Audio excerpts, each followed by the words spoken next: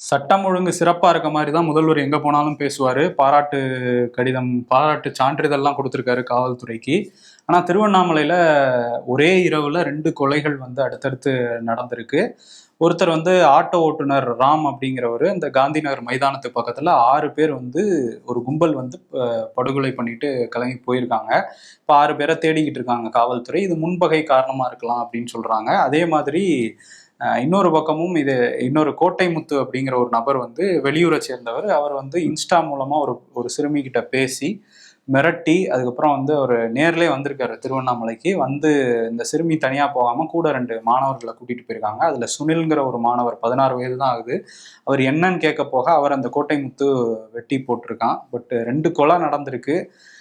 நள்ளிரவு ரோந்து பணிகள் சரியா இல்ல திருவண்ணாமலையில அப்படின்னு அந்த பகுதி மக்களே வந்து சொல்றாங்க. திருவண்ணாமலை ஒரு முக்கியமான ஒரு கோயில் தலம். நைட்ல வந்து கிரிவலம்லாம் போவாங்க. மத்த ஏரியாக்கள பார்க்கறதே இல்லையா காவல்துறைங்கிற கேள்வி தான் நமக்கு இதுலயும் வருது.